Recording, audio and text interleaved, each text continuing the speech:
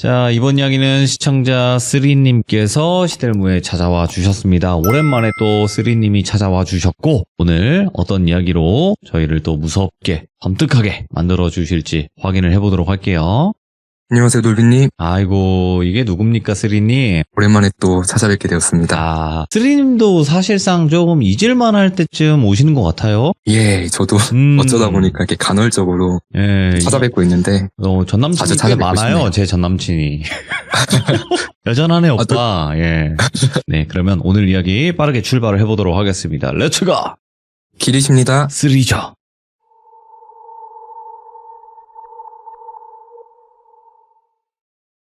오늘 사연의 주인공을 혁준이라는 가명으로 지칭할게요. 예. 저와 비슷한 또래의 남성이었고, 저랑은 한두 살 정도 나이 차이가 나는데, 저랑 형 동생이 아니라 친구로 지냈던 사이여서 편의상 이 혁준이를 제 친구로 편하게 호칭하겠습니다. 오늘 들려드릴 사연 같은 경우에는 대략 한 2010년대? 그 어느쯤에 이 혁준이한테 한 4, 5년 동안 벌어졌던 이야기예요. 우선 제가 이 친구를 처음 만났던 때가 제가 고3 19살 때였어요.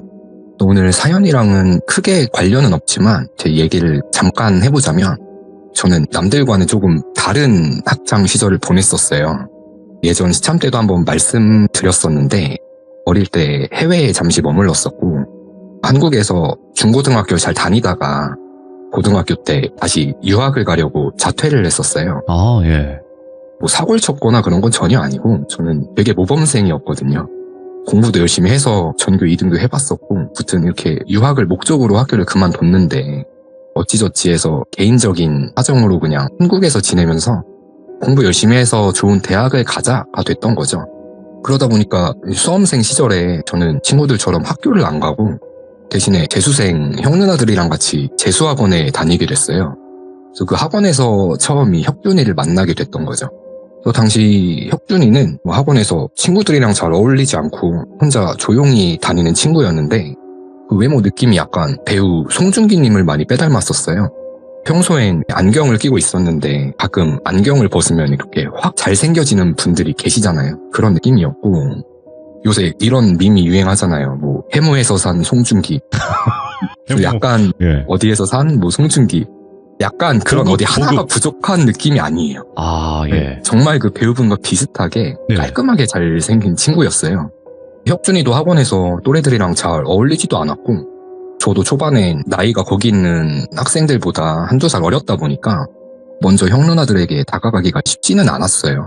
그러다가 정말 우연한 계기로 이 혁준이랑 제가 단짝 친구가 됐는데 당시에는 그 스마트폰이 나오기 바로 전쯤이어서 요즘 학생들은 태블릿으로 공부를 하지만 저희는 그때 PMP라는 기계로 공부를 했었거든요. 그래서 막 PMP에 영화도 넣어서 보고 다운받은 음악도 듣고 했었는데 우연한 계기로 그 혁준이가 PMP로 듣고 있는 노래를 보니까 정말 매니아들만 아는 그런 언더그라운드 힙합 노래를 듣고 있더라고요. 저는 그 당시에도 이미 뉴에라 모자 꺾어 쓰고 바지도 팬티 걸쳐서 막 세깅해서 입고 다니고 누가 봐도 그냥 힙합 꿈나무였는데 이 혁준이는 이렇게 외적으로나 뭐 하는 행동이나 전혀 뭐 힙합이랑은 관련이 없을 것 같았는데 저한테 음악을 추천해줄 정도로 엄청난 힙합 매니아였던 거예요. 그래서 갑갑한 학원에서 정말 의지할 수 있는 한 줄기 빛을 만난 거죠, 서로가. 그래서 그때부터 바로 그냥 절친이 된 거예요. 서로에 대해서 뭐 사사로운 살아온 환경이나 뭐 이런 것들도 금방 알게 됐고 저희가 처음 만났던 그 해에는 혁준이한테 아무런 일이 없었어요. 이 친구가 여태 귀신 같은 걸 본 경험도 없었고 어떤 기이한 일이 없었거든요, 인생에 있어서. 그런데 같이 공부하던 그 해에 이건 현실 공포인데 저랑 혁준이 둘 다 원하는 대학 진학에는 실패를 했어요. 그래서 자연스럽게 수험생 기간이 자동으로 1년도 연장이 돼서 다음 해에도 저희 둘 다 수능 지옥에서 벗어나지 못하고 갇혀버리게 된 거죠. 당시 저는 이 학원을 짧게 몇 달 정도만 다녔던 거여서 네. 그 다음에는 그냥 인강 들으면서 독학으로 공부를 했었고 이 혁준이는 입시에는 실패를 했어도 처음보단 성적이 많이 올랐어서 당시 뭐 재수학원들은 그 수능 등급에 맞춰서 예를 들면 몇 과목이 1등급을 맞아야 그 학원에 등록이 가능하다거나 아니면 뭐 서울대 반 뭐 이런 식으로 따로 학생들을 모아서 운영하는 곳들이 많았어요. 저희 혁준이는 어떻게 보면 저보다 나이가 많으니까 이제 N수생의 길에 접어든 거다 보니까 마지막이다 생각하고 경기도 광주 쪽이었거든요. 그쪽에 있는 유명한 기숙학원으로 들어가게 된 거죠. 그래서 이 기숙학원은 다녀보신 분들은 아시겠지만 군대랑 비슷하대요. 뭐 점호 시간도 있고 새벽에 일찍 일어나서 막 체조도 하고 옷도 거기서 준 옷만 입어야 되고 규율도 되게 엄격했대요. 그래서 이 학원을 들어가게 되면서부터 이 혁준이 주변에 이상한 일들이 벌어지기 시작했는데 그 선행반이라고 하죠. 1월쯤에 정식 개강하기 전에 이 학원에 일찍 입소를 하게 됐는데 당시 혁준이 말로는 학원 괴담에 흔히들 나오는 곳처럼 시설은 되게 낡고 산속에 둘러싸여 있고 외관은 그냥 노후된 교도소 같았대요. 예. 또 밤에는 그 학원 사감쌤들 감시 때문에 막 자유롭게 이동 자체가 불가능했는데 가끔 몰래 담배를 피러 나가서 보면 진짜 음산하고 무서웠대요. 그 동네 자체가. 아무 소리도 안 들리고 광막 그 자체였는데 여기서 어떤 기이한 경험을 처음 하게 되거든요. 앞에 말씀드린 것처럼 정식 개강 전이다 보니까 학생 수 자체도 많지는 않았대요. 소수정의 느낌으로.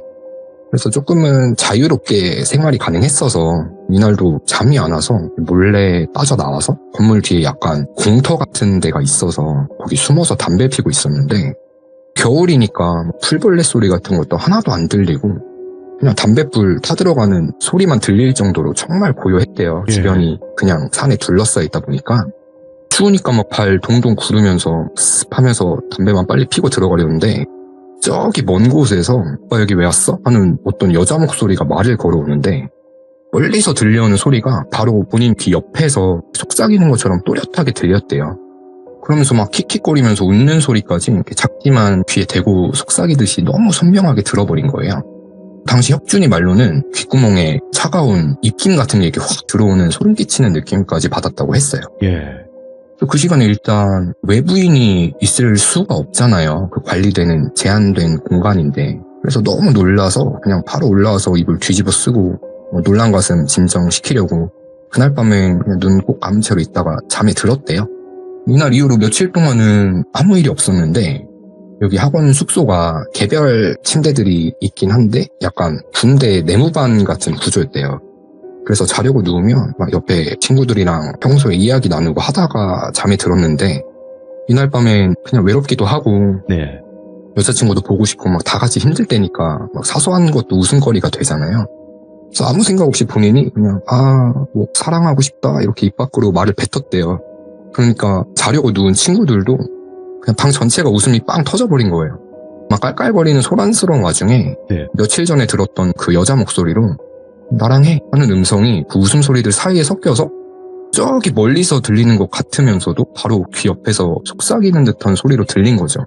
그래서 여기까지는 뭐 스트레스 받고 피곤해서 그런가 보다 할 수 있는데 이날 이후로부터 생전 처음 겪는 가위 현상에 매일 밤 눌리게 됐대요. 그래서 가위에 눌릴 때면 매번 그 여자 목소리가 들렸대요. 어느 날은 오빠 내가 오빠를 찾아온 게 아니라 오빠가 날 먼저 찾아온 거야. 오빠 내가 오빠를 찾아온 게 아니라 오빠가 날 먼저 찾아온 거야. 이 말을 귀에다 대고 수백 번을 반복한 적도 있었고 매일 밤 시달리다 보니까 공부에도 집중 능력이 떨어지잖아요. 피곤하니까. 그래서 막 점점 더 예민해지고 스트레스 때문에 일상에서도 이렇게 화가 날 정도로 지장이 생겼대요. 그런데 자려고만 누우면 매번 가위에 눌리니까 처음엔 대꾸를 안 하다가 어느 순간부터 그 여자 목소리가 말을 걸어오면 머릿속으로 쌍욕을 했대요. 막 심한 욕을 하니까 어느 날은 이 여자 목소리가 이 새끼 봐라? 내가 오빠 해주니까 진짜 지가 오빠인 줄 아네? 이러더니 갑자기 누가 손바닥으로 자기 몸을 아래에서부터 누르면서 예? 네발 짐승이 몸 위를 걷는 것처럼 이렇게 막 밟으면서 올라오더니 누워있는 본인 얼굴 위에 떡 하고 처음 모습을 나타냈대요.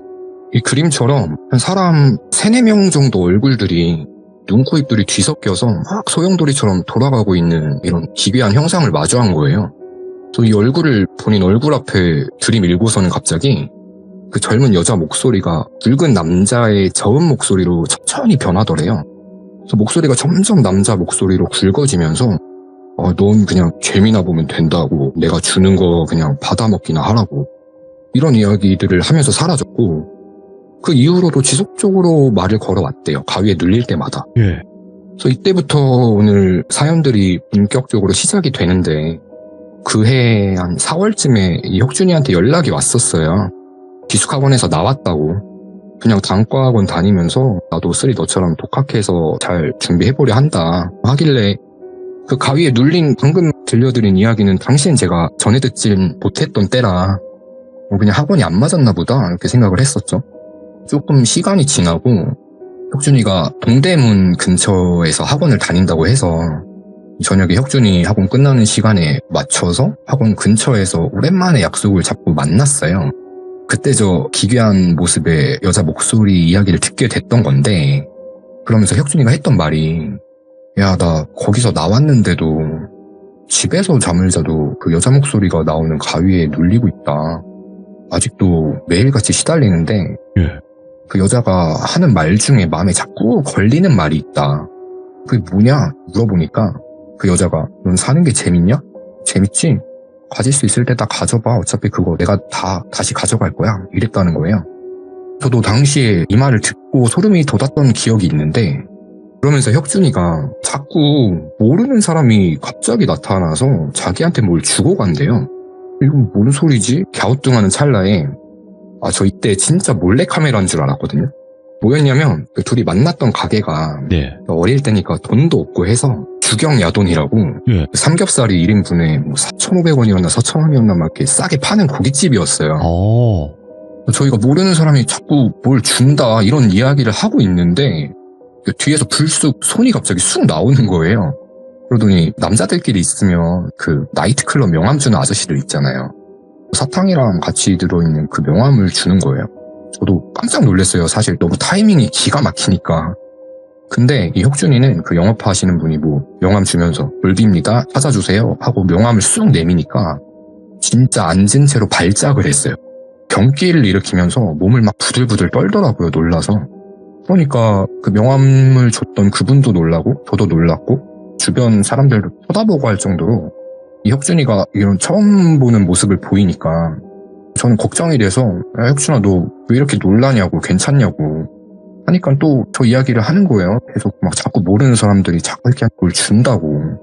그러면서 몇 가지 있었던 일화들을 얘기해줬는데, 지금은 좀 오래전 일이다 보니까 전부 다 기억이 나진 않는데 하나 뚜렷하게 기억에 남았던 게 뭐였냐면, 당시에 혁준이가 만나던 여자친구가 있었어요.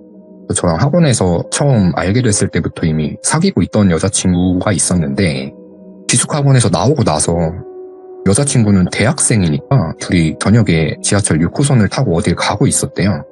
둘이 나란히 앉아서 지하철을 타고 있었는데 어떤 청바지에 흰 티를 입은 20대에 평범해 보이는 여자가 엄청 밝은 미소를 띠면서 본인들 쪽으로 걸어오더래요. 지하철 칸 안에서.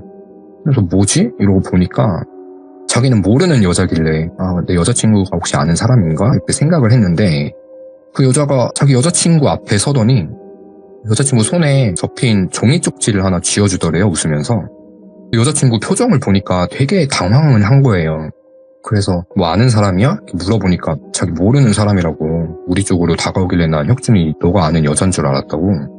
그 여자는 그냥 쪽지만 휙 주고 다른 칸으로 사라졌대요. 그래서 여자친구가 받은 쪽지를 펴봤는데 뭐라고 써있었냐면 딱 두 글자가 써있었거든요. 죽어. 모르는 여자가 갑자기 와서 죽어라고 써있는 쪽지를 건네고 사라진 거예요. 실제로. 저도 이런 일은 당해보질 않아서 무슨 느낌이었을지는 상상이 안 가는데, 사건이 이어지는 게 그날 밤에 혁준이가 잠에 들었는데 어김없이 또 가위에 눌린 거예요. 그러면서 그 눈, 코, 입이 뒤섞인 그 존재가 또 나타났대요. 나타나서는 막 얼굴이 소용돌이치더니 아까 지하철에서 쪽지를 줬던 그 여자 얼굴로 변하더니 본인을 보고 웃으면서 기대해? 라고 하면서 한참을 본인 몸을 짓누르는 가위에 시달렸다고 하더라고요. 제가 아까 말씀드렸던 것처럼 네. 이 귀신이 어차피 내가 다 가져갈 거라고 했었잖아요. 그 말이 계속 맴도니까 기대해 라는 말이 단순히 그냥 악몽으로 여기고 지나치기에는 상황들이 계속 쭉 이어지니까 당시엔 많이 무서웠다고 했어요. 이 쪽지 사건 이후로 그 당시 혁준이 여자친구도 조금 이상한 말들을 하기 시작했는데 평소엔 전혀 없었던 의심이 많아지더래요. 처음에 자꾸 꿈에 혁준이 너가 다른 여자랑 서로 사랑을 표현하는 이상한 꿈을 꾼다. 여기서부터 시작해서 한 2년 넘게 사귀는 동안 집착이라는 게 단 한 번도 없었는데 핸드폰도 검사하고 공부를 해야 되는데 본인은 여자친구 집착이 너무 심해져서 어느 정도까지 갔냐면 너 내 총 무시하냐고, 그 누구냐고, 다 아니까 솔직히 얘기하라고 막 이렇게 욕설까지 하고 폭행까지 하는 지경에 이르렀대요. 그래서 그 여자친구랑 진짜 2주 사이에 급작스럽게 헤어지게 됐었고, 또 한 번은 저도 혁준이가 모르는 사람한테 뭘 예. 받는 경험을 직접 같이 겪었던 기이한 적이 있었거든요. 이때가 대학들 여름방학 시즌이었어요. 네. 8월쯤이었는데 수능도 얼마 안 남았고 저랑 혁준이랑 성적은 한참 모자라긴 했는데 네. 같이 가고 싶은 그 5손가락에 꼽히는 대학이 한 곳 있었어요. 그래서 그 캠퍼스에 한번 같이 구경을 가서 마음을 한번 다 잡아보자 하고 낮에 그 학교를 갔거든요. 캠퍼스 구경 잘 하고 사진도 찍고 리프레시하고 저랑 혁준이랑 정문으로 걸어 나오려는데 정문에 폐지 주려고 리어카 끌고 다니시는 분 같은 차림에 허리가 굽은 할머니가 한 분 서 계셨어요. 이질적인 느낌이 들긴 했는데 네. 별 생각 없이 정문을 나서서 걸어가려는데 그 할머니가 학생들 이리 와봐 하고 부르더라고요, 저희를. 그래서 얘 왜 그러세요? 하니까 그 할머니가 손에 들고 있던 걸 저희한테 내미시더라고요. 그게 뭐였냐면 한 1980년대에 생산된 것 같은 어이? 낡은 공책 한 권이었어요. 그래서 오래된 문구류니까 겉표지 색이 다 바래가지고 한눈에 봐도 디자인이나 이런 게 한 30년은 더 돼 보이는 그런 공책이었는데 그걸 저희한테 내밀면서 이거 둘 중에 누가 가질래? 라는 거예요. 뜬금없이. 저는 좀 부정 타는 것 같고 짜증이 나서 됐어요 이렇게 얘기를 하니까 할머니가 웃으면서 혁준이한테 그 공책을 딱 내밀더라고요.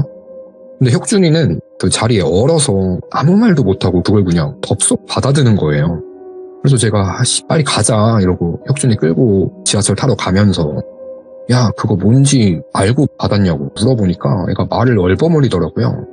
그래서 뭐 별일이 다 있다 하면서 그 공책을 열어봤는데 같이 그냥 새 공책이었어요.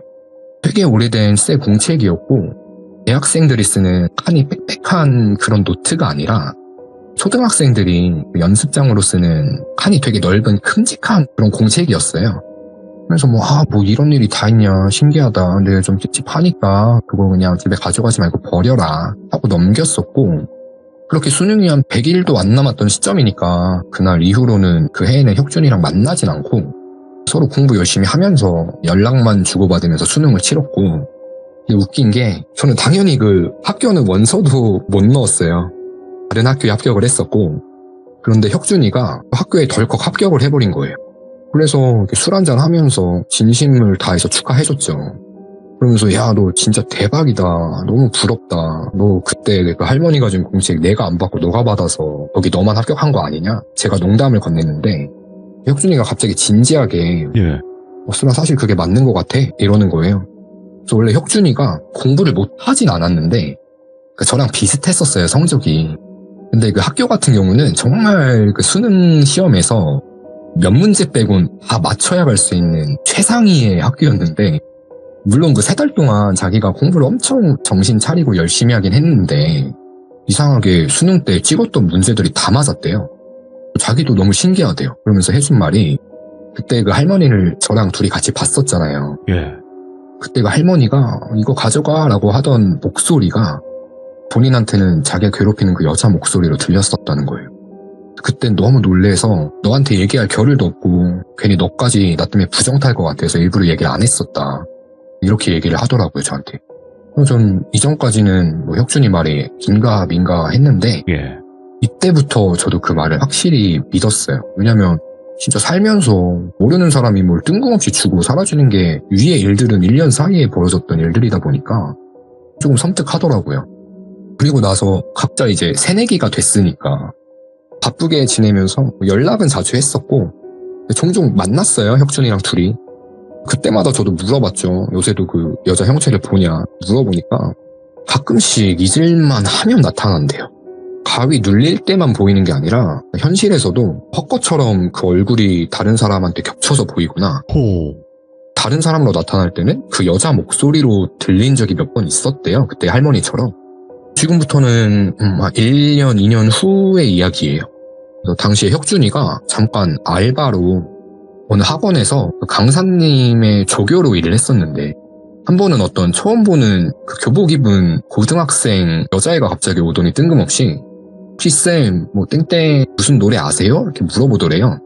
그래서 아니 모르겠는데? 이랬더니 휙 뒤돌아가면서 그것도 모르냐 병이 이러고 그냥 가버렸대요. 그래서 화가 나서 그 학생을 찾으려고 봤는데 방금 전에 막 봤던 학생인데도 누군지를 모르겠더래요. 그래서 같은 교복 입은 학생들 무리가 많아서 그런지 얼굴이 도저히 기억이 안 났대요. 그리고 그날 밤에 잠에 들자마자 가위에 눌렸는데 매번 괴롭히는 여자 목소리가 아까는 기억이 안 나던 그 여학생 얼굴을 하고 나타났대요. 그러더니 막 어떤 노래를 반복해서 계속 부르는데 그 가사가 세상에 다시 태어나 뭐 사랑이 찾아오며 뭐 이런 처음 들어보는 노래 구절을 계속 반복을 해서 부르길래 그래서 잠에서 깨고 그걸 기억해놨다가 검색을 해본 거예요. 근데 진짜 그 가사를 가진 노래가 있어요. 그리고 그 여자가 불렀던 멜로디까지 똑같은 노래가 있는 거예요. 근데 그 노래는 혁준이가 당시에 알고 있을 수가 없었던 1980년도에 발매된 예전 노래였거든요. 저도 처음 들어봤었는데 1980년 노래인데 장은숙이라는 가수분의 사랑이라는 노래였대요. 장은숙 가수님의 사랑? 네, 사랑. 네. 그래서 이런 경험도 있었고 또 한 번은 당시에 혁준이네 집이 원래 조금 여유가 있는 중상층 가정이긴 했었는데 갑자기 아버지 사업이 한순간에 대박이 나서 좀 큰 돈을 하루아침에 버셨대요. 네. 그래서 20대 초반에 혁준이도 새 차를 하나 아버지로부터 선물 받은 거예요. 그래서 한참 막 드라이브 여행 가는 거에 맞들릴 때라 충남 보령으로 쭈꾸미 먹으려고 친구들 2명 태우고 가다가 휴게소에 잠깐 들렸었대요. 근데 진짜 딱 휴게소에 내리자마자 어떤 아저씨가 불쑥 앞에 나타나더니 자기 차의 뒷 휀다 쪽에 막 수건을 비비면서 이런 분들이 있대요. 원래 휴게소마다. 그 스크래치 이런 거 난 곳에 막 컴파운드 같은 걸 하는 사람들이 있대요. 직접 시연하는 걸 보여주면서. 그러니까 혁준이가 아저씨 이거 새 차인데 뭐 하시는 거냐고 그만하시라고 정중하게 말씀을 드리니까 학생 이거 하나만 사줘요 이러면서 뜬금없이 영업을 하길래 그냥 뭔가에 홀린 사람처럼 그걸 3만 원인가 주고 그냥 샀대요. 기분 좋게 여행 가려고. 그랬더니 그 아저씨가 다른 제품들 몇 개 더 챙겨주면서 이거 꼭 필요할 거라고 나중에 쓰라고 감사합니다 하고 웃으면서 휙 돌아서는 찰나에 그 아저씨 옆모습에서 자기 괴롭히는 그 눈, 코, 입이 뒤섞인 얼굴이 또렷하게 보였대요. 그래서 안 되겠다. 여행을 가면 안 되나? 사고가 날까봐. 근데 이제 거의 다 목적지에 뭐 반 이상 왔던 상태다 보니까 친구들도 그냥 야 뭔 소리야 이래서 막 그냥 어쩔 수 없이 운전을 엄청 조심해서 남은 목적지까지 갔는데 가는 도중에 그 가는 길이 꼬불꼬불한 그 1차선 산길이었대요. 근데 비가 온 것도 아니고 해도 쨍쨍했는데 달리다가 주행 중에 차량 왼쪽 앞바퀴가 그냥 빠져버렸어요. 주행 중에. 바퀴가 빠지면서 차가 돌면서 진짜 그 뒷 휀다가 박살이 난 거예요. 아까 그 아저씨가 수건으로 닦고 있던 그 휀다 쪽이 박살이 났는데 다행히 타고 있던 친구들이나 혁준이는 크게 다치진 않았었대요. 뭐 이런 기이한 일도 겪었었고 아마 지금 말씀드릴 게 마지막 사건이 될 것 같은데 네네. 이 사건은 좀 많이 무거워요. 이 일이 있고 나서부터 저랑 혁준이랑 그 연락이 끊겼었거든요. 그래서 혁준이가 재학 중이던 학과가 흔히들 말하는 그 사자가 들어가는 전문직들 있잖아요. 그중 하나와 관련된 학과였어요. 그래서 학교를 다니면서 같은 과를 다니는 또 새로운 여자친구도 생겨서 꽤 오래 둘이 만나고 있었는데 제가 혁준이한테 직접적으로 여자친구랑 둘 사이의 관계에 대해서 전해들은 적은 없었어도 저랑 겹치는 친구들이 몇 명 있어서 주변에서 들어보게 되면 둘이 되게 사이도 좋고 잘 어울리는 한 쌍이었어요. 근데 잘 만나다가 전문직이 되기 위한 과정이 있는데 대략 말씀드리면 그 시험을 몇 단계 치러야 하는데 혁준이는 그 시험을 통과했고 여자친구는 시험에 떨어졌었대요. 이것도 원인 중에 하나가 됐던 것 같은데 그 여자친구분이 학교 동아리실에서 떠나가셨어요. 그러면서 유서를 남겼는데 약간 혁준이에 대한 열등감과 질투, 원망 같은 내용들이 적혀 있었고 넌 평생 후회할 거야. 나 없이 잘 사나 보자. 같은 내용들이 혁준이를 대상으로 유서를 쓰고 학교 동아리실에서 그런 비극적인 일이 벌어진 거죠. 근데 이 당시가 제가 알기로는 혁준이가 가장 많이 심하게 그 존재한테 시달리던 때였거든요. 제가 아마 혁준이었어도 그 악한 존재가 또 내 소중한 걸 뺏어갔구나. 충분히 이런 생각이 들었을 것 같아요. 이 사건이 워낙 충격적이긴 하잖아요. 듣기만 해도. 그런데 어디 뉴스 한 줄로라도 나오지 않았어요. 당시에는. 네. 학교에서 되게 쉬쉬했던 사건인 것 같은데 저는 혁준이의 개인적인 입장에서만 이 이야기를 전달드리는 거니까 듣는 분들께서도 오해는 없으셨으면 합니다. 아무튼 이때 저도 여러 차례 혁준이랑 연락을 했는데 많이 힘들어 했었죠. 그러다가 어느 날 뭐 어떠한 트러블도 없이 예.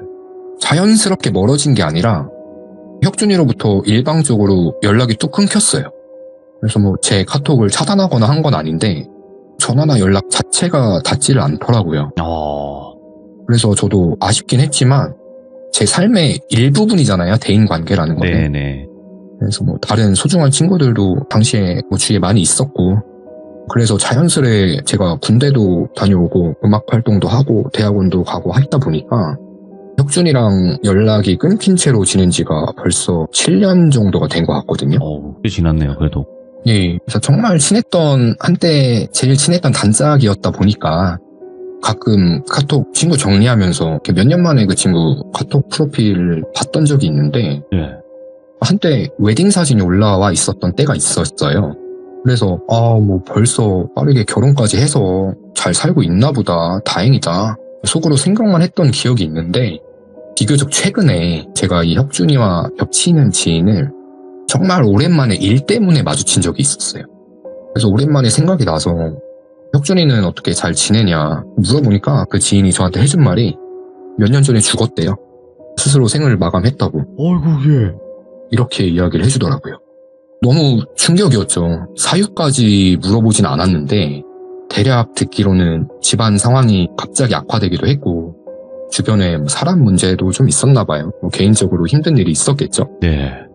그래서 너무 안타깝고 저는 좋은 곳으로 갔기를 바랄 수밖에 없죠. 그렇죠. 이 친구의 명복을 빌면서 저도 제 인생에 대해서 한번 돌아보게 됐던 경험이 있었고 이 이야기를 들려드려도 될까 말까 고민을 하다가 예. 저도 이 친구를 이제 마음에서 좋은 곳으로 떠나보내고 싶어서 용기를 내서 한번 사연을 전달드려 봤고요.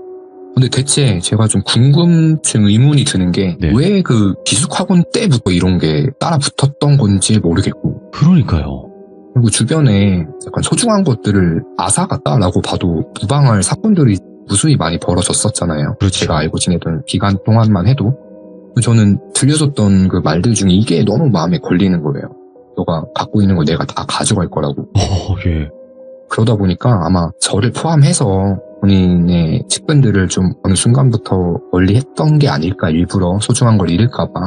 이건 저만의 추론이었고 오늘 들려드린 사연은 여기까지고 다시 한번 혁준이 형의 명복을 빌어보겠습니다. 근데 이 소중한 거를 빼앗기 위해서 진짜 예. 좀 야금야금 그렇게 했던 게 아닌가 생각을 해요. 그런 귀신들이 있다고는 하더라고요.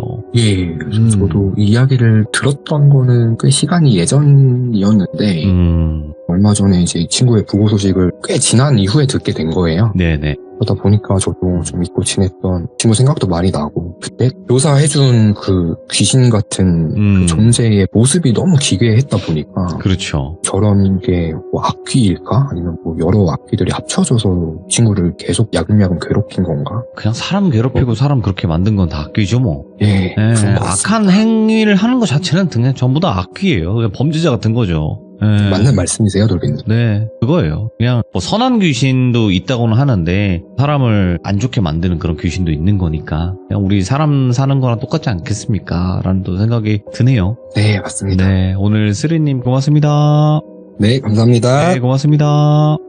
이렇게 또 세상에는 좋은 귀신, 나쁜 귀신도 나뉘어 있다고들 합니다. 그러니까 여러분들도 항상 조심하시고 내 주변 사람들 한 번씩 더 뒤돌아보는 그런 시간을 가졌으면 좋겠습니다. 다시 한번 항상 건강하시고요, 시청자분들. 그리고 항상 많은 응원 부탁드리도록 하겠습니다. 감사합니다.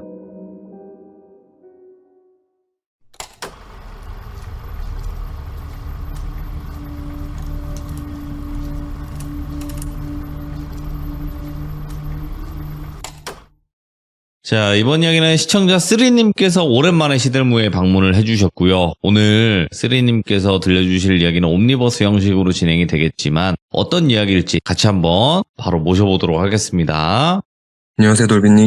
쓰리님. 오랜만에 찾아뵙습니다. 아, 굉장히 오랜만이네요. 예, 한 2달 만에 또 뵙게 된 것 같아요. 그동안 또 많이 바쁘시기도 하고 오늘 또 준비하신 이야기들이 한 2가지 정도 되는 것 같습니다, 보니까. 예, 맞습니다. 네, 근데 첫 번째 이야기부터는 장마철에 좀 어울릴 이야기인 것 같아요, 보니까. 예, 맞습니다, 돌비님. 알겠습니다. 그러면 오랜만에 찾아오신 쓰리님의 이야기 바로 출발을 해보도록 하겠습니다. 렛츠고! 길이십니다. 쓰리예요.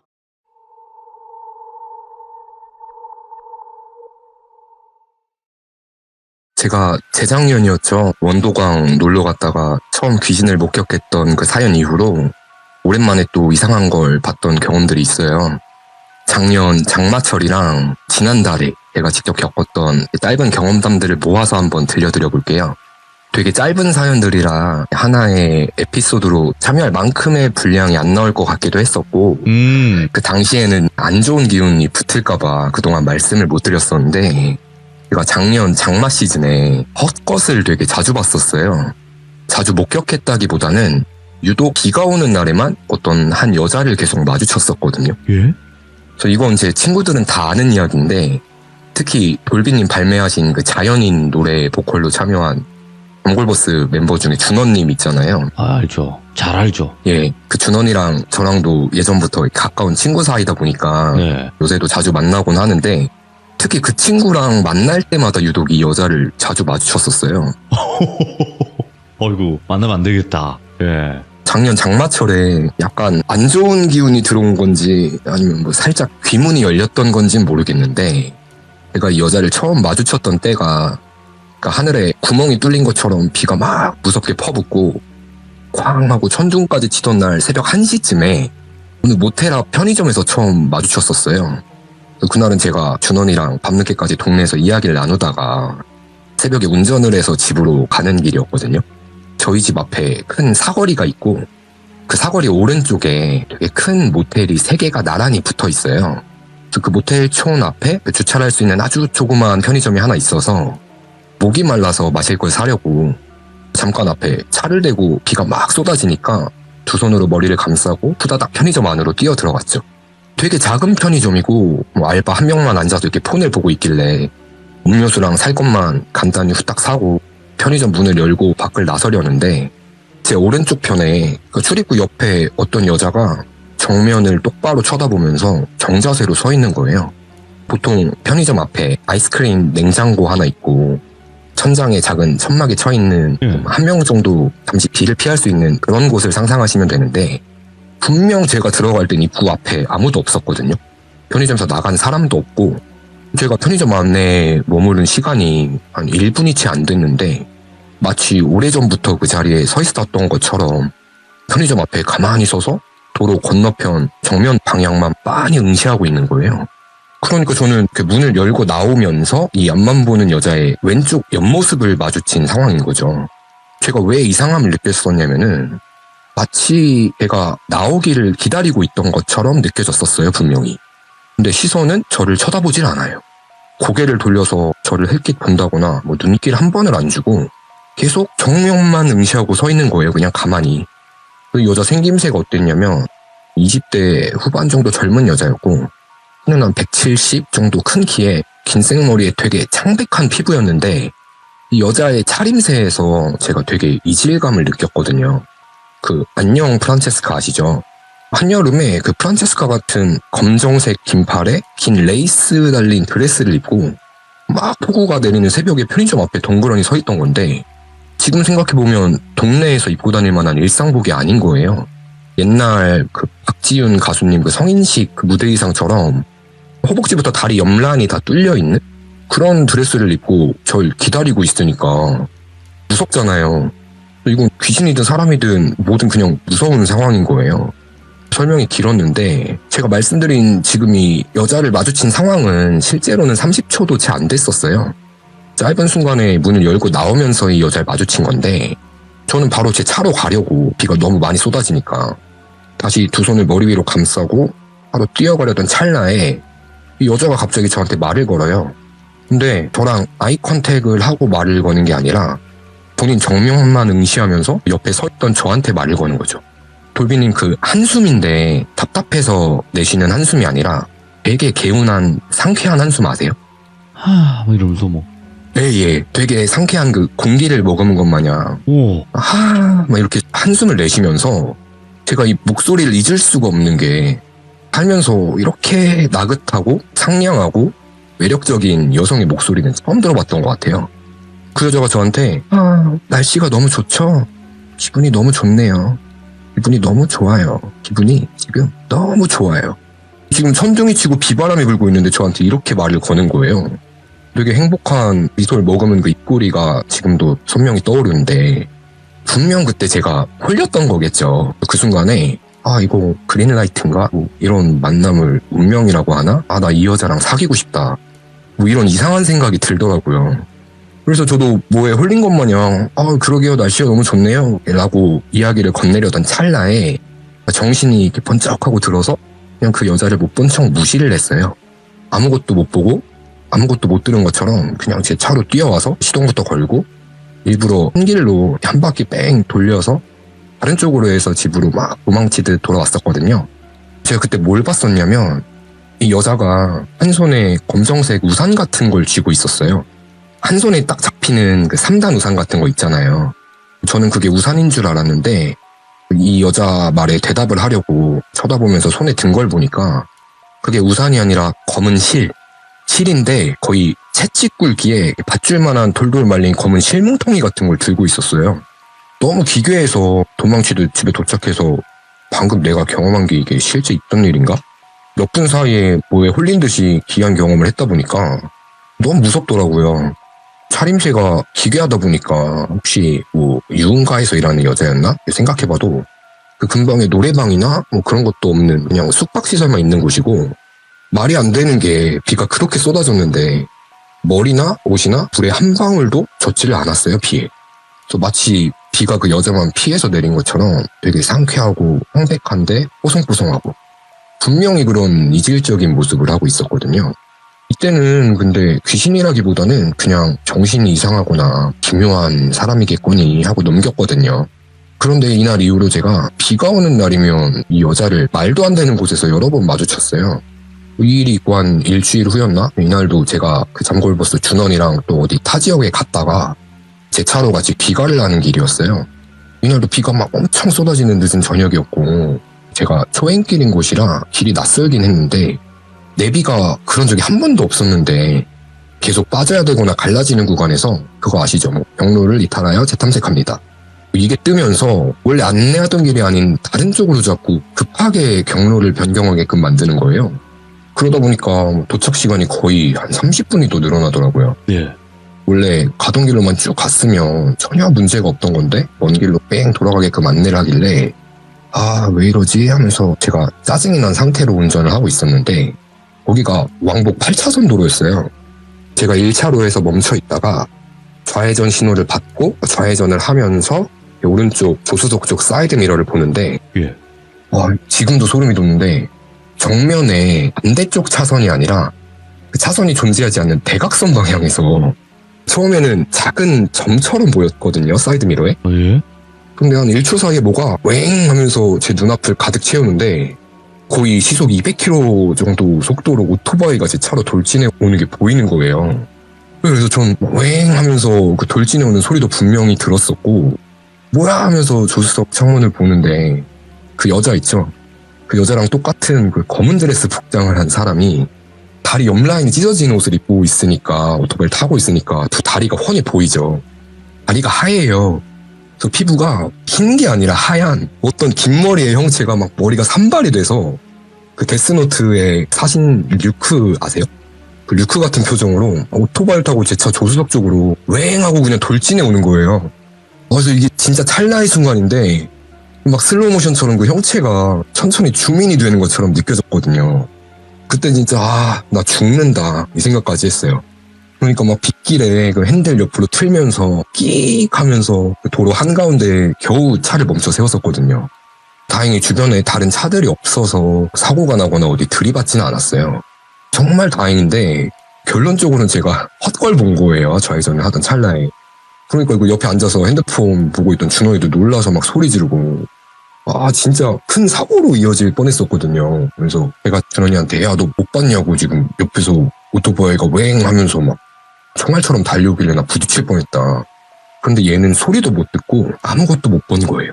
저만 그 편의점에서 봤던 그 여자였던 걸 보고 들은 건데 이날 이후로도 제가 비가 올 때면 그 여자를 자꾸 봤어요. 그래서 이어서 계속 말씀드릴 건데 미리 말씀드리면 그때도 그랬지만 지금 생각해보면 그 여자 얼굴이 전혀 기억이 안 나요. 분명 마주쳤을 때 같은 여자가 맞다는 건 인지를 했는데 아무리 그 얼굴을 떠올려 보려고 해도 그 여자 얼굴이 기억이 안 나요. 제가 그 여자를 특정할 수 있는 이유는 그냥 항상 같은 복장이었어요. 긴 머리에 다리 양옆에 찢어진 드레스. 와, 진짜 이런 사고가 날 뻔할 정도로 헛것을 본 적은 살면서 처음이었거든요. 그래서 작년에 장마 시즌이면 그래도 제가 공포에 있어서는 시청도 여러 번 했고 돌비님 시들무 사연도 전부 다 들었었고 주변 지인들이 겪었던 일들도 많다 보니까 일단 사람이 아니고 하얀 손이라든지 아니면 싹 기운이 휘몰아칠 때는 무조건 조심하자. 차 조심, 사람 조심이 아니라 당시 저는 귀신 조심을 실천하게 된 거예요. 작년 장마 시즌에. 그래서 이때부터는 비 오는 날은 택시도 안 탔어요, 한동안. 밤에 빗길에 넘어오다 사고 날까봐 술자리가 있으면 막차 끊기기 전에 지하철 타고 다녔었거든요. 그렇게 조심을 했는데도 이 여자가 자꾸 제 주변에 알짱거려요. 실제 사람이 주위를 맴도는 게 아니라 자꾸 헛게 보이는 거죠, 한동안. 도빈님, 제가 보내드린 사진 한번 띄워주실 수 있을까요? 건물 사진? 여기가 어디냐면 제가 살고 있는 단지 출입구 쪽인데 항상 이 길을 걸어서 안으로 들어와야 공동현관 입구가 나와요.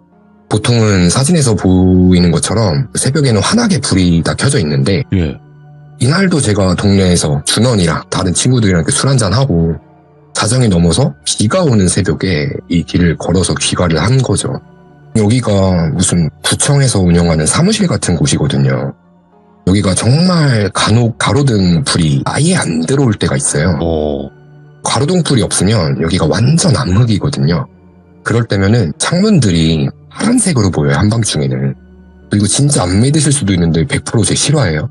그래서 여기가 수시로 제가 매일같이 지나다니는 길이다 보니까 가로등이 켜져 있나 꺼져 있나 신경도 안 쓸 때가 많고 이날은 술도 좀 먹었겠다 이렇게 그냥 걸어서 들어오다 보니까 가로등이 다 꺼져 있었어요. 그러다 보니까 월광에 창문을 통해서 건물 안이 환히 보이는 거죠, 그 달빛에. 그러니까 당연히 시선이 건물 안쪽을 보면서 지나가는데 제가 옆을 쓱 걸어가니까 창문 안에서도 누가 쓱 옆으로 지나가는 게 느껴져요. 진짜 공포 영화에서 보는 귀신처럼 걷는 게 아니라 스르륵 하고 지나가요. 놀라서 이 시간에 저 불 꺼진 사무실 안에 사람이 있다고? 이상하다 하면서 지나가면서 다음 두 번째 창문을 보는데 이번엔 그 누가 고개를 숙이고 저 안에 서 있는 거예요, 가만히. 그 검은 드레스 여자가 건물 안에 서 있는 게 파란 조명 아래 서 있는 것처럼 보이는 거예요, 달빛에 비춰서. 그래서 근데 이게 꿈속도 아니고 제가 평소에 귀신을 보는 사람도 아니다 보니까 무섭긴 했는데 저는 약간 내 귀가 허해졌다. 저건 진짜가 아니다 생각하면서 저도 좀 미쳤죠. 그래, 뭐 계속 해봐 이렇게 하면서 세 번째 창문을 봐도 그 여자가 똑같이 가만히 서 있어요. 네 번째 창문을 봐도 똑같이 고개를 숙이고 서 있는 거예요. 여고괴담에 나오는 귀신처럼 똑같은 모습을 한 그 여자가 제가 지나가는 창문들마다 팍팍팍 하고 보이는 거예요, 고개를 숙이고 있는 게. 그래서 여기 맨날 지나다니는 바로 제 집 앞인데 거기서 귀신을 본 건데 막상 헛걸 보면은 그 데미지가 이렇게 바로 오진 않더라고요. 당시에는 뭐 힘이 풀린다거나 뭐 하진 않아서 바로 엘리베이터 타고 집에 올라와서 준원이한테 연락을 해서 막 너만 만나면 자꾸 헛걸 본다고 바로 욕을 하고 했었거든요. 그래서 당시에 저는 되게 진지할 수밖에 없었던 게 이날 밤부터 다른 사연들에서 자주 접하던 공통적인 그 경험을 제가 직접 겪게 돼요. 제가 이 집에서만 거의 한 4년 정도 살고 있는데 그동안 한 번도 이런 적이 없었거든요.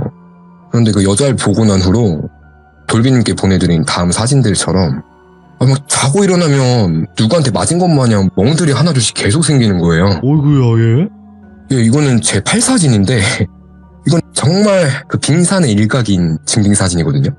뭐 팔, 배, 특히 허벅지 안쪽까지 나중에 그냥 온몸이 전부 멍투성이가 된 거예요.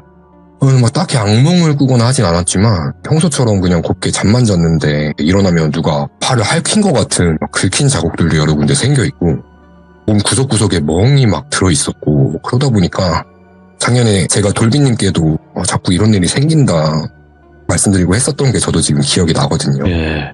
이렇게 물리적인 기이한 현상도 겪었고 또 한 번은 제가 원도강 여행 이후로 또 한 번 가위라는 걸 다시 눌리게 됩니다. 당시에 제 친구가 수술을 했어가지고 입원 중이었어요.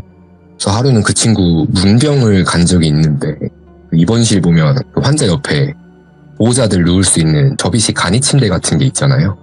그래서 이때가 밤이 아니라 낮이었고 원래는 친구랑 밖에 산책을 가려 했는데 이날도 비가 왔어요. 그래서 친구는 혼자 병원 안에서 몇 바퀴 돌고 오겠다고 나가 있었고 저는 잠깐 허리만 피려고 점심도 먹었겠다 나른하잖아요. 그래서 간이 침대에 누웠다가 대낮에 병원에서 가위에 눌린 거예요. 갑자기 주위가 엄청 소란스러워요. 그래서 평소 병원의 그 데시벨이라기보다는 콘서트장에 온 것 마냥 막 귀가 아플 정도로 사람들이 사방에서 시끄럽게 떠드는 소리가 들려서 그 소란에 눈이 딱 하고 떠졌는데 저기 앞에 지나다니는 사람들 사이에 어떤 남자 2명이서 막 고래고래 막 소리를 지르고 막 서로 삿대질을 하면서 몸싸움 직전으로 심하게 언쟁을 하고 있는 거예요. 제가 가위에 눌린 상태다 보니까 제 몸은 안 움직이더라고요. 그런데 시선은 그 싸우고 있는 남자 2명 쪽으로 이동을 해요. 그래서 한 명은 처음 보는 중년의 남자였고 싸우고 있는 다른 한 명은 보니까 저예요. 제가 어떤 아저씨랑 막 싸우고 있더라고요. 유체 이탈이라고 해야 될까요? 3인칭 시점으로 제가 저를 보고 있는 거예요. 가위에 눌린 상태에서. 뭐 때문에 싸우고 있는지 모르겠는데 둘이서 막 엄청 실랑이를 하다가 제 눈에 보이는 제 모습이 그 아저씨한테 그래서 너가 누군데? 이렇게 소리를 지르더라고요. 그러니까 그 중년 아저씨가 내가 너야 이러는 거예요. 둘이 계속 이걸로 실랑이를 벌이고 있던 거죠.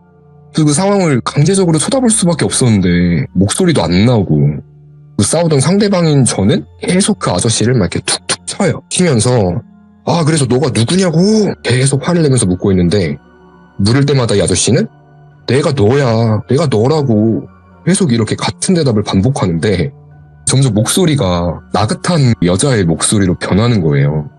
내가 너라고 하던 게 점점 내가 너야, 내가 너라고 이런 식으로 그 여자 목소리로 변하더니 그 아저씨 모습이 서서히 그 검정 드레스 여자 모습으로 바뀌면서 시선이 제 쪽으로 고개를 돌려요. 그러면서 편의점 앞에서 처음 봤던 그때 모습처럼 되게 상쾌하게 웃는 거예요. 저를 쳐다보면서. 그러면서 계속 내가 너야, 내가 너야 이 말만 반복을 하는 거죠. 막 꼼짝도 못하고 무서워서 덜덜 떨고 있는데 친구가 때마침 들어왔나 봐요. 제가 쪼그린 상태로 이렇게 막 끙끙거리고 있으니까 저를 흔들어 깨워줘가지고 다행히 가위가 풀렸어요. 그래서 이쯤 되니까 저도 와 이건 찐이다, 뭔가가 있다 거의 확신이 드니까 그 입원 중인 친구한테 그동안 있던 이야기를 쭉 다 들려줬어요. 이 친구는 타로나 뭐 점 이런 것도 자주 보고 이렇게 무속 관련해서 잡다한 지식이 많은 친구예요. 이 친구가 해주는 말이 너가 원래 뭘 보거나 느끼거나 하던 애도 아니고 한두 번도 아니고 같은 걸 계속 마주치고 몸에 멍까지 드는 거 보면 어디 이상한 데 다녀온 거 아니냐고. 그냥 이유 없이 뭔가가 따라붙는 건 흔치가 않은데 너한테 들러붙은 게 맞는 것 같다고. 그러면서 자기가 아는 무당집에 한번 가보라는 거예요. 이 친구 말로는 제가 편의점 앞에서 그 여자를 처음 봤을 때 우산인 줄 알았던 그 검은 실뭉치를 손에 들고 있었다 했잖아요. 그래서 검은 색깔의 실이 무속 쪽에서는 붉은 실과 반대되는 개념이래요. 그래서 붉은 실이 운명, 인연 이런 걸 상징하면 검은 실은 악연이나 역김 같은 의미로 사용이 된다는 거예요. 그래서 그 여자 귀신이 모텔 앞에서 어디 들러붙을 사람을 찾다가 때마침 너가 귀도 허해져 있고 비도 오고 이러니까 편의점에서 너한테 들러붙은 거 아니냐고. 제가 가위 눌렸을 때 들었던 그 내가 너야 이거는 자기가 들어도 무섭다. 너 잠식당하는 거 아니냐고 그 여자한테. 이렇게 저를 겁을 주는 거예요. 이런 말을 들으니까 이상하다 정도였던 게 이제 진짜 공포로 다가오는 거죠. 그래서 진지하게 한 일주일 정도 고민을 했어요. 그 알려준 무당집에 한번 가볼까 하다가 괜히 가서 안 좋은 얘기 들으면 더 찝찝할 것 같아서 결국 무당집에 가진 않았어요. 대신 마인드 컨트롤을 했죠. 그래서 뭐 이상한 게 보여도 이건 현실이 아닐 거다. 절대 무서워하지 말자. 다짐을 굳게 하고 일상생활을 계속 이어갔어요. 시간이 한 일주일 정도 흐를 동안에 별일은 없었지만 몸에 멍은 계속 드는 거예요. 그러다가 이건 정말 홀렸다고밖에 설명할 수 없는 여자랑 관련된 마지막 에피소드거든요. 제가 용산역 근처에 요즘은 찾기 힘든 약간 노포 느낌의 술집 골목이 있어요. 그래서 그 골목 안에 요즘은 거의 다 사라졌는데 편의점 앞에 파라솔 달린 테이블들을 이렇게 쫙 깔아놔서 술집처럼 사람들이 다 야장에서 술을 마시는 편의점이 한 군데 있어요, 거기에. 그래서 이날은 준원이는 아니고 다른 여자친구들 2명이랑 과자에 간단히 캔맥주 한 캔씩 하고 있었거든요. 비가 내렸다가 막 그쳤다가 하는 밤이었고 그러다 보니까 되게 운치 있다 막 이러면서 놀고 있다가 맥주 몇 캔 더 살 겸 저 혼자 편의점 안으로 들어갔었거든요.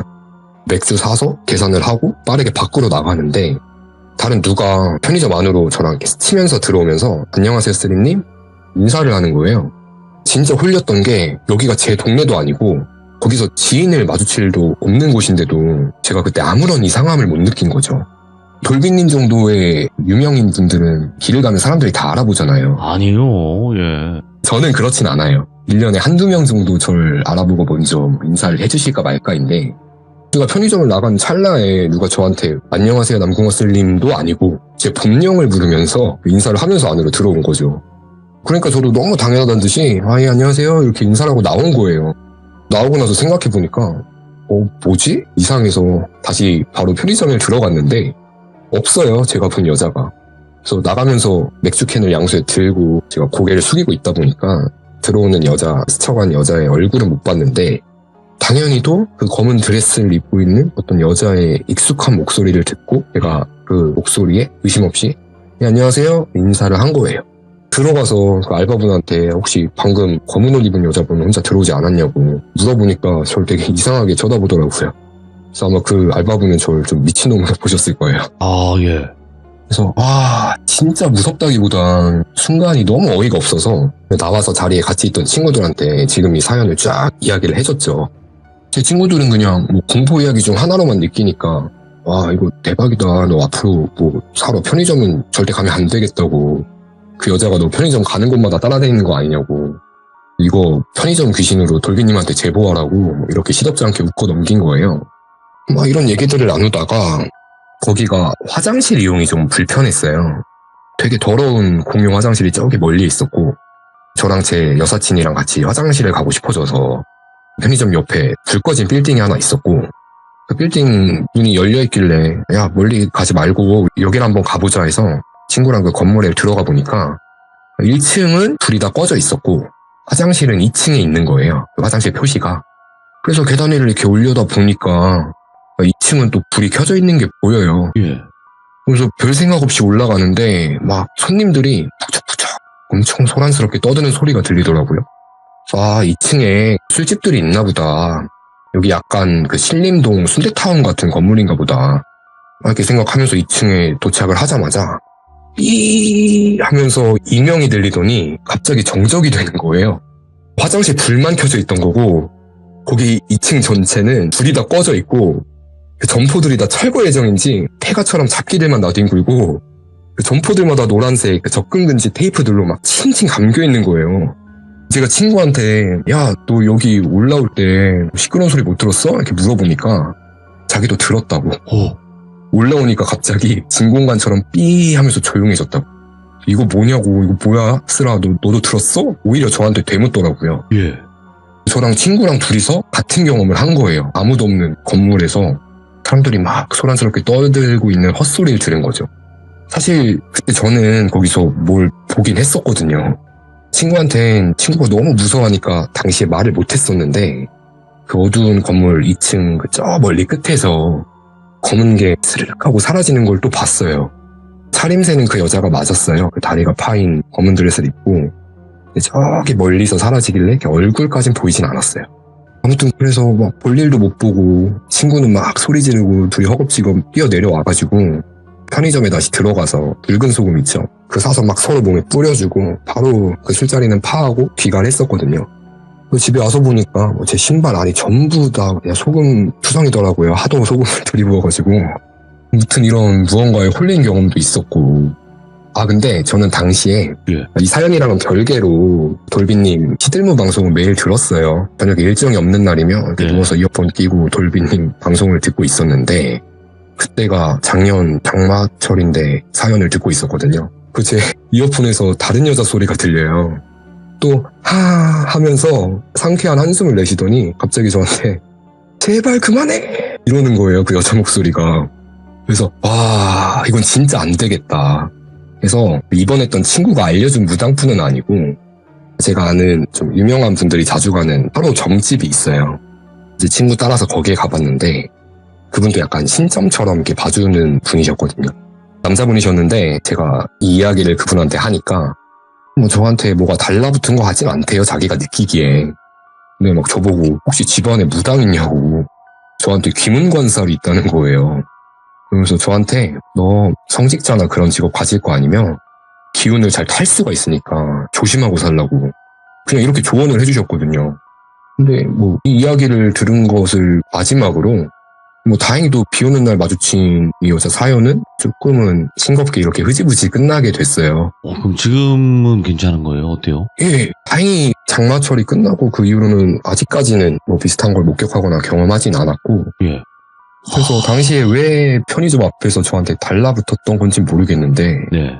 한 달 정도 작년 장마철 기간에 제가 겪었던 첫 번째 경험담이었습니다. 섬뜩하네. 이렇게 자세하게는 몰랐었는데, 오. 예, 제가 대충 우등을해서 돌비님께 한번 이렇게 말씀을 드렸던 적은 있는 것 같아요. 작년 힘드시겠다. 그쯤에. 힘드셨겠어. 지금은 또 시간이 좀 지나니까 무덤덤해지고 돌비님 시들물을 통해서 더 센 자극들을 받고 있습니다. 저희 사연들이 좀 세기 때문에 아마 떨어져 나갈 겁니다. 걱정하지 마세요. 네, 맞습니다. 자, 그러면 또 다른 이야기도 있나요? 예, 이건 정말 짧은 네. 그러니까 무서움보다는 기이함에 가까운 경험담인데요. 아직 한 달이 채 안 된 이야기예요. 제가 야구를 되게 좋아해요. 저 응원하는 팀이 매년 꼴찌만 하다가 올해는 정말 오랜만에 가을 야구까지 1, 2위까지 기대해봐도 좋을 것 같아서 오. 그 응원팀 경기를 직관하려고 그 팀의 연고지로 제가 야구 볼 겸 1박 2일 여행을 다녀왔었거든요. 네. 토요일 낮 경기라 첫날에 야구도 재밌게 보고 맛있는 거 먹고 그날은 별일이 없었어요. 다음날 아침 일찍 일어나서 숙소 근처에 뭐가 유명한가 이렇게 검색해보니까 몇백 년 된 그 유명한 사찰들이 여러 곳 있더라고요. 그리고 그 지역이 무당분들 사이에선 아주 그 영험한 기도터들이 있는 곳이래요. 호기심이 생긴 거죠. 그래서 그곳을 뭐 산책할 겸 한 1시간 정도 걸어가지고 올라가서 도착을 했는데 올라가면서 보니까 그 돌탑이라고 하죠. 기도하면서 사람들이 돌로 탑을 쌓는 하방이 다 돌탑인 거예요, 거기가. 그래서 저도 거기 계곡이 있거든요. 그 계곡물에 있는 돌들을 이렇게 집어서 돌탑을 쌓고 소원을 빌고 일어나는데 저 위에서 어떤 중년 아저씨가 이렇게 팔짱을 끼고 저를 이렇게 아래로 내려다보고 쳐다보고 있어요. 그래서 여기 계곡에 있는 돌로 이렇게 돌탑을 쌓으면 안 되는 건가 싶어가지고 전 잘 모르니까 그냥 자리를 피했죠. 조금 더 올라가다가 그 야외에 커피를 파는 곳이 있어서 네. 야외 테이블에 앉아서 커피 한잔 하면서 쉬고 있었는데 아까 그 팔짱을 끼고 저를 쳐다보던 아저씨가 그 길 위에서 내려오는 게 보여요. 예. 아까 나랑 같은 데 있던 아저씨인데 나는 지금 올라가고 있는데 저 아저씨는 위에서 내려오고 있으니까 이상하잖아요. 제가 먼저 말을 걸었어요. 아저씨가 아까 저 뵌 거 같은데 어떻게 벌써 올라오셨다가 내려가시냐고. 이렇게 물어보니까 그냥 웃어요. 제 질문에 확실한 대답은 안 해주시고 그분도 거기 테이블에 커피 하나 시켜서 앉아서 이렇게 잠깐 옆 테이블에서 이런저런 얘기를 나눴었거든요. 제가 캐묻진 않아서 이분이 뭐 하시는 분인지는 모르겠어요. 그냥 뭐 기도터에 기도드리러 오신 분 같겠고 등산객은 확실히 아니었어요. 차림새나 그런 게. 이야기를 해보니까 아까 제가 돌탑을 혼자 쌓고 있는 게 신기해서 내려오다가 서서 잠깐 봤었대요. 그러면서 그분이 저한테 했던 말들 중에 기억에 남는 건 저한테 자꾸 북쪽이 보인대요. 그래서 저 서울 사는데 북쪽이 보이신다고요? 막 얘기를 하니까 그분이 아닌데 왜 자꾸 북쪽이 보이지? 뒤에 계신 분들이 다 북쪽에 계신데? 이러는 거예요. 돌아가신 제 친할아버지께서 6.25 때 혼자 내려오신 이산 가족이셨거든요. 아, 그래서 고향이 황해도세요. 오, 그러니까 신뢰도가 막 올라가잖아요. 이런 얘기 들으니까. 그렇지. 아, 근데 이거는 꽤나 많으니까. 예. 그래서 고민거리도 그분한테 얘기하고 지금 들려드린 거 편의점 썰도 풀어드리고 얘기를 좀 더 나눴는데 이분이 저한테 또 삼지창이 보인대요. 자꾸. 그래서 그게 뭐냐. 전 뭐 포세이돈 그런 건 줄 알고 뭐 아이고. 불조심하라는 걸까? 포크인가? 속으로 그렇게 생각을 했는데 이분이 뭐 자세히는 얘기를 안 해주시고 네. 그냥 그거 그냥 좋게 생각하면 된다고. 너 나중에 40대 되면은 돈을 쓸어 담을 건데 오, 그 삼지창이 마세라티 같대요. 마세라티. 마세라티 탈 거라고. 이탈리아, 예. 예, 뭐 그런 얘기 들으니까 기분은 좋더라고요. 어, 그러면서 그분이 저기 무슨 위에 땡땡 암을 지나면 사찰이 하나 있는데 예.